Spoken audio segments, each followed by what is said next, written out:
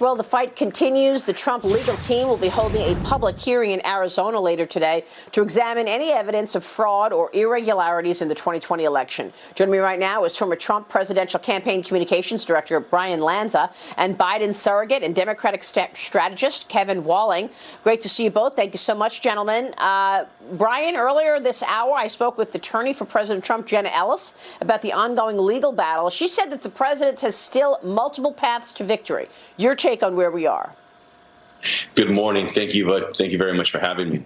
Listen, the president still has, a recourse through the courts, and that's primarily the only way. I mean, the votes have been counted already, and the courts is probably in his only process. I don't see the legislature as being a serious process, even though that's where the president and Jenna want to put their marbles. But I think the courts is probably the only path left for the president.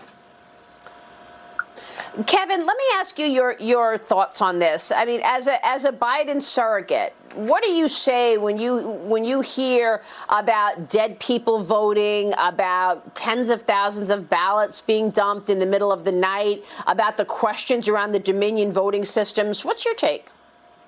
Yeah, Maria, good morning. I think it's important to let the process play out, and any of these claims should be investigated. I want to see, and as you did with the president on Sunday, really pushing him to provide this evidence with Jenna this morning. Show this evidence, put it up for the American people to decide to see. I think it's important to have, again, this conversation take place in Arizona today. The state is set to certify the results either today or tomorrow. Wisconsin's set to endorse the results tomorrow, as you mentioned earlier in the program, and half the states have already certified this election. So Jenna's point earlier that the process is really running short on time, I think is really smart. But again, the president needs to put up this evidence. We haven't seen that up to this point.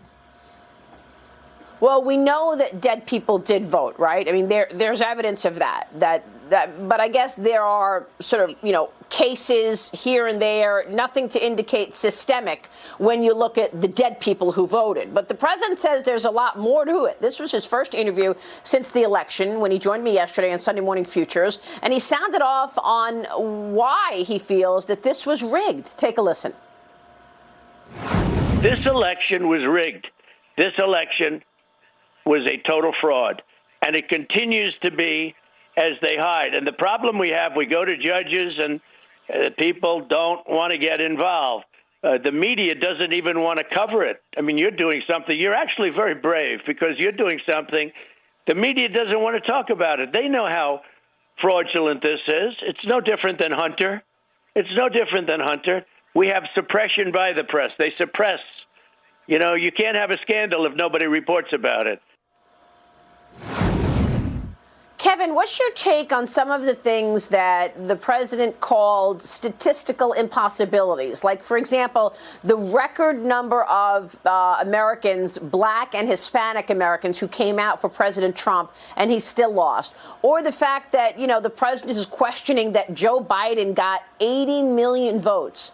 Kevin, Joe Biden got 80 million votes. That would be even more than Barack Obama. Yeah, Maria, I think that's actually a good thing for democracy. The fact that the president got 74 million votes, that Joe Biden got 80 million votes. This is a very large turnout election, and I think part of it is due to COVID. A lot of people took advantage of voting from home via the mail. But again, you saw record levels of engagement because of strong feelings about this president on both sides of the aisle. So the fact that we saw this high turnout election, I think, is something to be celebrated in this country. And again, when all the votes have been counted, Joe Biden won this election by over 6 million votes. Bryan, what about that? And, it's interesting because the mail-in ballots really set the tone here. And earlier this year, A.G. Barr told me mail-in ballots open up the floodgates of fraud. Why wasn't anything done about it? If he was expecting the floodgates of fraud, where were the surveillance cameras that could have gotten, the trucks that backed up ballots in the dead of night that we're told? Did the campaign blow it in terms of what they should have done before the election?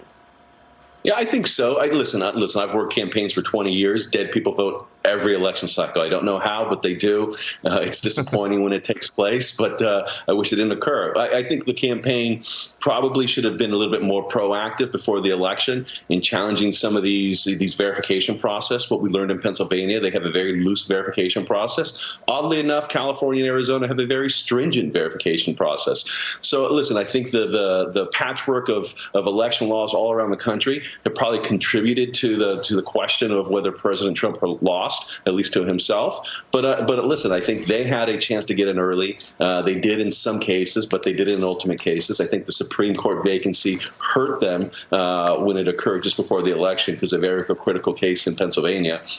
But listen, it's he has his right to go to the courts. We have the right to look at everything, and we'll see where it ends up. But it is very much an uphill battle at this point, irrespective of the process. I think we got caught flat-footed at the end, whereas the Democrats were a little bit more proactive with their legal approaches and challenging and setting up the rules so they could win. Yeah, Bryan, a Pennsylvania appeals court judge ruled that a lawsuit from a group of GOP lawmakers, this is Congressman Mike Lee, challenging the constitutionality of the state's mail-in voting policy stands a good chance of succeeding. This is an area that we could see this go to the Supreme Court. It's simply about mail-in ballots. And when is the cutoff date? There are mail-in ballots that were looked at as, relevant, even if they came in after 8 o'clock on election night, Bryan. Yeah. It's pretty unbelievable. It's not just Pennsylvania. It's North Carolina, which allows the ballots to be mailed in far after the election date. This is all independent of military ballots, which are handled differently. Listen, there is serious concern. The absentees are the issue, if there is an issue. The Democrats, you always tell you, absentees are going to be fine, absentees are going to be fine. But I always equate it to, what happens when you leave your keys in your car at the mall? There's a strong probability it's not there when you come to pick it up. So if you drop off a ballot at somebody's mailbox and they're not home for several weeks, I got my mail stolen just 2 days ago. So I think these things happen, but we're pushing forward on a legal challenge. But I think the changing of the rules has become the thing that has hurt the president the most, and not having the U.S. Supreme Court push back on the changing of the rules in the middle of match ultimately hurt the president. All right, we will watch this in the next couple of weeks. Bryan, Lanza, Kevin Walling, great to see you both, gentlemen. Thank you, sirs. We will be right back. Maria. Stay with us.